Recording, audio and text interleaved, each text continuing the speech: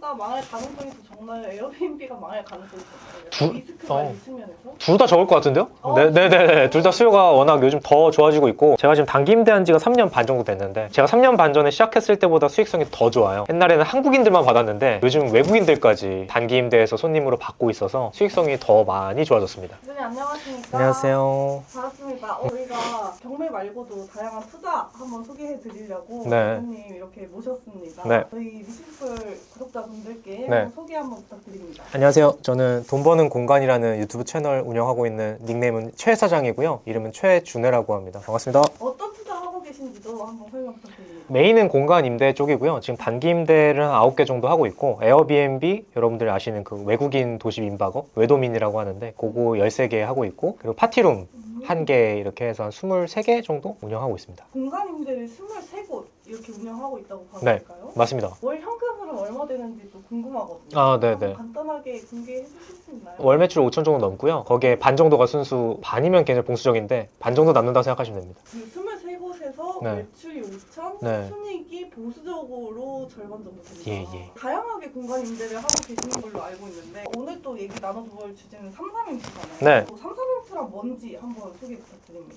33M2는 쉽게 그냥 단기 임대를 운영하는 플랫폼이라고 생각하시면 되고요. 그 에어비앤비 같은 플랫폼이라고 생각하시면 될 것 같고, 에어비앤비는 많이 아시는데 단기 임대는 이제 일주일 이상 임대를 받는 구조라고 생각하시면 돼서 임대업에 들어갑니다. 여러분들이 흔히 아는 그 에어비앤비와는 좀 다르고요. 에어비앤비는 이제 숙박업에 들어가다 보니까 업종이 좀 다르죠. 그리고 에어비앤비는 1박 단위고, 제가 하고 있는 33M2 단기 임대는 일주일 이상을 예약을 받는 사업이다라고 생각하시면 됩니다. 3삼2 에어비앤비 이렇게 말씀해 주셨는데 두 개 다 운영을 해보셨죠? 네. 어떤 점이 다른지도 한번 소개해 주시면 좋을 것 같아요.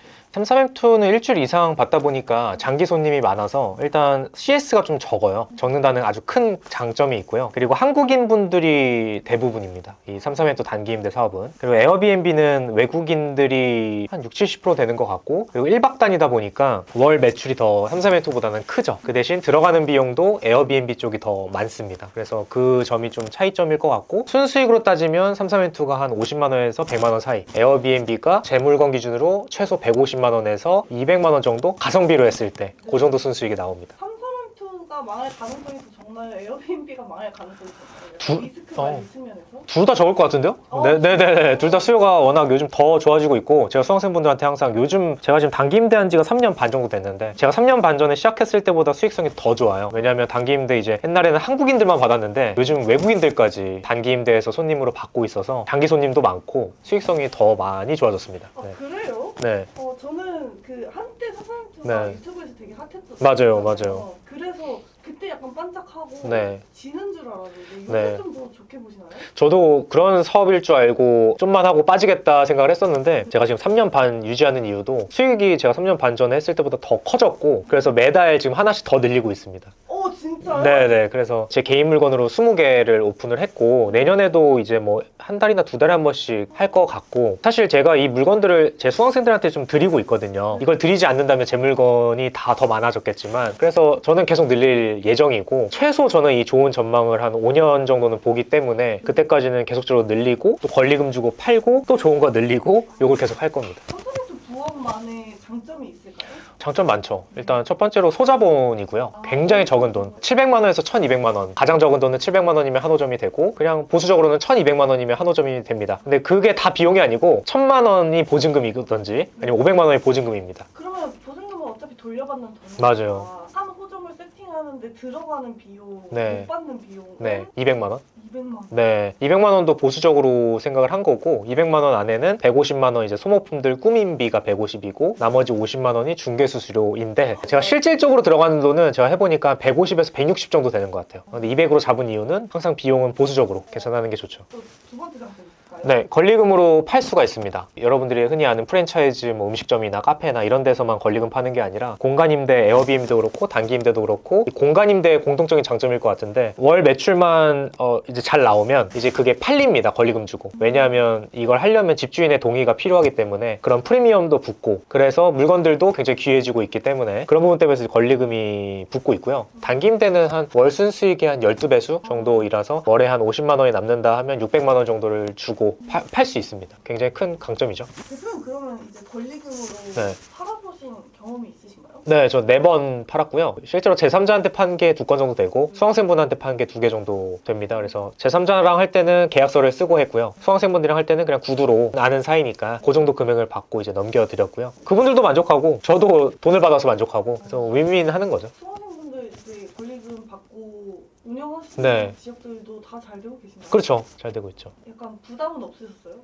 대표님이 운영하실 때나 네. 또 수강생분이 맞아요, 운영하실 맞아요, 때 맞아요. 다를 수도 있을 것 같은데. 맞습니다. 부담 있죠. 부담 있는데 그만큼 좋은 물건을 넘긴 거고 저는 그리고 시장에서 받는 권리금보다 더 싸게 넘겼기 때문에 수강생분 입장에서도 저렴한 가격에 사신 거거든요. 그래서 수강생분한테 드릴 때는 좀 더 저렴하게 드립니다. 밥집에 네. 인수를 하더라도 주인이 맞아요. 바뀌면 맛이 바뀔 수 있고 맞아요. 또 손님이 덜 올 수도 맞아요, 있잖아요. 맞아요, 맞아요. 근데 3%는 권리금을 넘기더라도 잘 운영이 되나요? 맞아요. 그것도 그렇고 넘길 때 이미 한 달치가 다 예약이 차 있는 거를 드렸었고요. 그리고 이미 지금 1년 동안 잘 되고 있는 거를 제가 바뀌었다고 갑자기 이건 안 들어오고 이 정도의 어떻게 보면 주인장의 파워가 중요하다고 생각은 그렇게 안 해요. 그럼 반대 네. 누구나 할 수 있는 맞아요. 맞습니다. 그래서 제가 하든 우리 수강생이 하든 그냥 중간만 하시면 크게 수익적으로는 많이 달라지는 않을 겁니다. 이미 제가 세팅을 다 잘 해놨기 때문에. 세팅이 네네. 가장 중요하고 맞아요. 입지가 제일 중요하고요. 어디 물건에다 했는지가 제일 중요하고 그 입지만 잘 찾아놓고 처음에 잘 세팅을 하면 뒤에는 다 자동화가 되고 따라온다고 생각을 합니다. 세 번째도 있을까요? 세 번째는 이제 이게 소자본이고 하다 보니까 약간의 그 리스크가 적어서 체험처럼 할 수도 있어서 우리 초보자분들이 어떤 사업을 하든 리스크를 분명히 생각을 하실 텐데 리스크가 거의 없어요. 물품 200만 원 네. 사가지고 네. 세팅을 해서 네. 망하면 그거 다시 당근에 팔아도 반값 받죠. 그쵸? 네, 100만 원 정도라서 100만 원 주고 하나 사이클 돌려볼 수 있는 경험이면 저는 망해도 손해는 아니라고 생각하거든요. 경험 자산이 있기 때문에 네, 그리고 망하지를 않기 때문에 일단 근데 최악의 경우를 생각했을 때 망한다고 하더라도 경험이 100만 원보다 더 큰 가치이기 때문에 저는 뭐 망했다라고 생각은 안 합니다. 그리고 실질적으로 제가 제 물건 20개를 했고 제 수강생분들 물건만 해도 최소 200개를 넘게 했는데 그분들 중에 중간에 빼거나 안 돼서 뺀 경우는 단 한 번도 없었고요. 진짜요? 네, 그렇기 때문에 어떻게 보면 자신감이 좀 있죠. 망하지 않는다라는. 월 현금 흐름 생각하시는 분들은 네. 삼삼엔트하고 에어비앤비 많이 비교하는데 맞아요. 삼삼엔트를 유독 강조하시는 이유가 있을까요? 제가 에어비앤비를 7년 넘게 더 많이 했습니다. 단계임대보다. 이 에어비앤비 쪽만 교육을 안 하는 이유는 물건 찾기가 너무 어려워요. 근데 이제 저는 수강생분들을 알려주면 저의 목표는 수강생분들이 성과가 나야 된다 생각하거든요. 근데 에어비앤비 이론을 알려줘서 수강생들이 성과가 내기가 굉장히 어렵다는 판단을 했죠. 그래서 단기임대는 그것보다는 훨씬 더 물건 찾기가 쉽고 실질적으로 초보자가 하기가 에어비앤비보다는 훨씬 더 쉽기 때문에 그래 교육을 했으면 수강생 성과가 나야 되고 수강생 성과가 나려면 단기임대가 더 수월하겠구나 라는 생각으로 이제 단기임대만 교육을 하고 있는 이유고 그래서 에어비앤비가 현실적으로 돈을 주고 사지 않는 이상 좀 힘듭니다. 시장에서 찾기가. 에어비앤비도 권리금을 많이 받고 그러시죠? 맞아요. 저도 에어비앤비를 실제로 팔았고 최소 2천만 원입니다. 권리금이. 그리고 소개비. 부동산한테 소개만 받는 거 에어비앤비 이제 집주인 동의받은 거를 소개만 받는 것만 300에서 500만 원이거든요. 근데 그걸 수익성 분석해서 주는 게 아니라 그냥 집주인 동의된 것만 주는 게 300에서 500. 그러다 보니까 이제 비용적으로도 부담이 되고 물건 찾기도 굉장히 좀 어려워서 배워도 못할 가능성이 좀 높다고 판단하셔서 삼삼엔트를 많이 말씀하시죠? 맞습니다. 아무래도 수강생분들이 많으시다 보니까 네. 성과 얘기를 또 안 들어볼 수 없을 것 같아요. 너무 오래된 사례들을 들고 오면 보시는 분들이 그 옛날 얘기 아니냐고 맞아요, 할 수 맞아요, 있어서 맞아요. 네. 비교적 최근에 수강하신 분들 사례로 좀 같이 보면 좋을 것 같은데 사례 좀 준비해 주신 게 네. 있으실까요? 가장 최근에 했던 분이 제 영상 다마고치 해나경 대표님 다마고치를 해드렸거든요. 그분이 하신 게 영등포구 쪽에서 진행을 하셨는데 그분이 이제 들어가자마자 2주가 바로 예약이 됐고 어제 기준으로 4개월치가 예약이 다 끝나서 이 화면에 한번 제가 같이 보여드리면 33M2 안에 있는 우리 해나경 대표님 물건이고 우리 지금 시작한 지가 12월 초에 시작하셨는데 이미 2주가 이렇게 다 차 있고 1월 말부터 5월 22일까지 차 있거든요. 이분이 지금 받은 금액이 저한테 어제 기분이 너무 좋으셔가지고 저한테 보내주셨는데 580만 원이 임대료고 거기다 관리비가 80만 원 받아서 660만 원 정도 660만 원 이상을 이제 받으실 겁니다. 1월 말에. 그럼 이제 본인이 들어갔던 돈이 200만 원이 안 되니까 이미 그건 뽑고 남았죠. 그리고 이미 5월 달까지는 끝입니다. 그 5월 때까지 해나경 대표님은 하실 일이 없죠. 이제 5월 때까지는 없고 근데 5월쯤 됐을 때 다시 이제 다음 손님 받는 거를 이제 고민하시면 고민할 것도 없겠지만요. 기다리시면 됩니다. 5월까지. 그 플랫폼에 업로드 하신 지 얼마 만에 이게 수익이 나기 시작하는 거예요? 보통 제 수강생분들은 10일을 저는 기준 하거든요. 일주일하고 3일. 근데 보통 요즘은 당일에도 많이 오시고요. 일주일 내로는 거진다 이야기 되시는 것 같고, 요분 같은 사례는 해당 대표님 말고도 가장 최근에 해당 대표님 다음으로 하셨던 분이 이분 어제였거든요.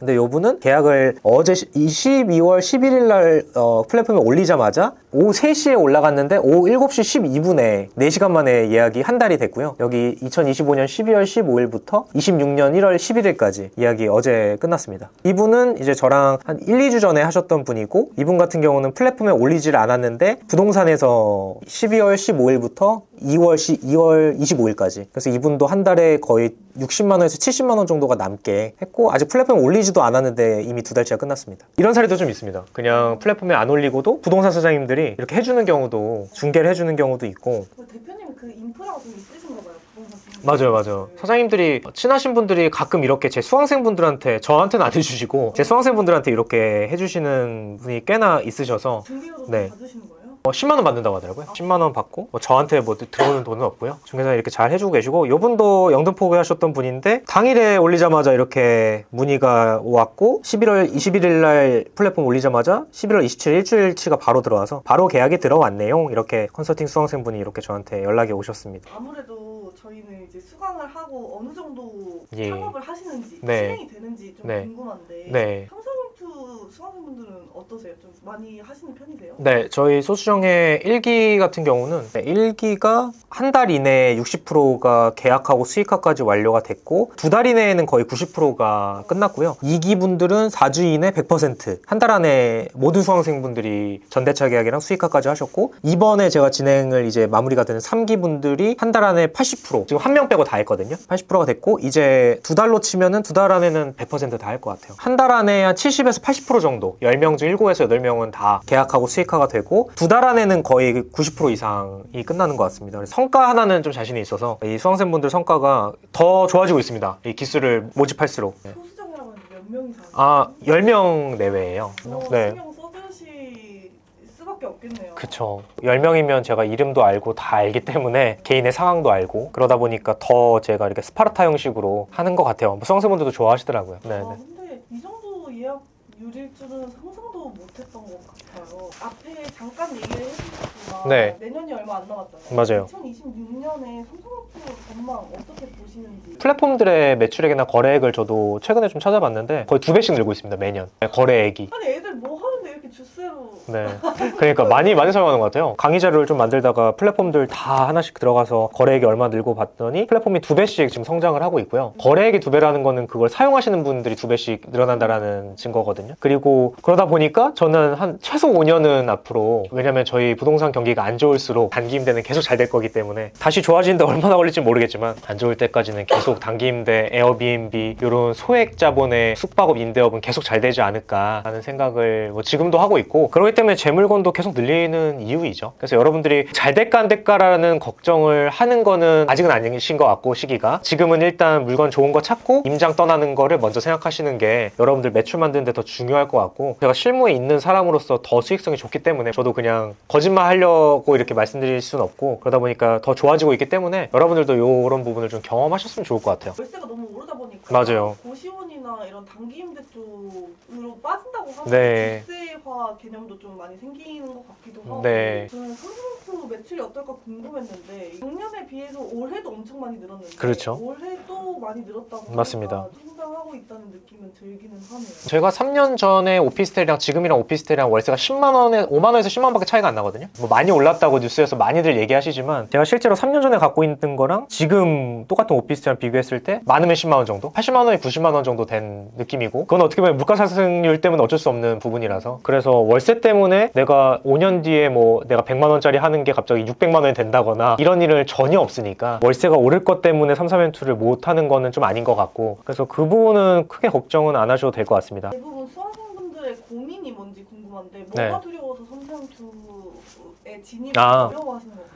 일단 첫 번째가 전대차에 대한 동의를 받는 거. 그게 가장 어려운 거예요? 네, 그게 첫 번째고, 두 번째는 공실이 일어날까에 대한 걱정. 근데 공실이 일어날까에 대한 걱정은 요즘 플랫폼들도 많아지고 있고 외국인들도 증가하고 있기 때문에 공실률은 실질적으로 실무적으로 훨씬 더 줄어들고 있어서 요거는 더 이상 문제가 아닐 것 같고, 공실률은 재물건 기준으로 거의 0%에 가깝기 때문에 제 수강생분들도 요즘 되게 잘 돼요. 이런 아까 사례들도 간단히 보여드렸지만, 그래서 공실률은 걱정 안 하셔도 될 것 같고, 전대차 받는 거에 대한 어떻게 보면 노하우나 이런 것들은 고민하셔야죠. 네, 당연히 저희 강의에서도 그걸 알려드리고 있고, 그 부분만 전대차 동의만 잘 넘어가시면 어떻게 보면 진입장벽이 딱 생기는 거고, 그래서 본인한테 권리금을 주고 사게 되는 거잖아요. 그래서 그런 부분만, 앞에 부분만 잘 하시면 뒤에 마케팅하고 이런 것들은 크게 어렵지 않을 것 같아요. 플랫폼이 좀 다양해졌기 때문일까요? 그것도 있고, 이제 33M2나 이제 단기 임대에 대한 수요도 많이 늘고 있고, 실질적으로 요즘은 이사에 대한 분들이 굉장히 많기 때문에, 이사하시는 분들이 요즘 막 10년, 20년 한 아파트에 살고 이런 시대가 아니잖아요. 그래서 이사 갈 때 분명히 3주에서 한 달 정도가 텀이 생기는데 그때 사용할 수 있는 선택지가 많지 않거든요. 저도 이제 호텔 레지던스에서 한 3주를 살아봤는데 엄청 비쌉니다.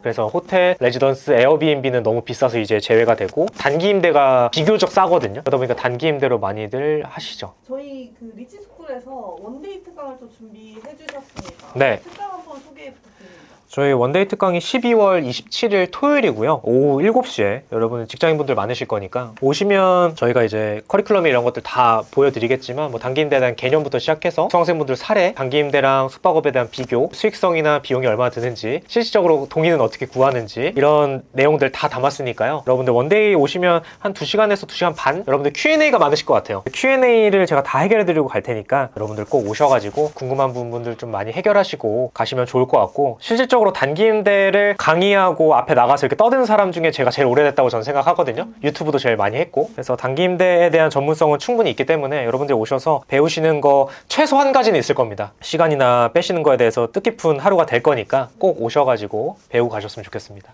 오프라인에서만 할 수 있는 얘기들로 맞아요. 준비를 해주셔가지고 온라인은 아쉽게도 못하지만 또 오프라인으로 미리 이렇게 공지를 해드리니까 많은 네. 분들이 신청하실 것 같습니다. 고생 많으셨습니다. 감사합니다.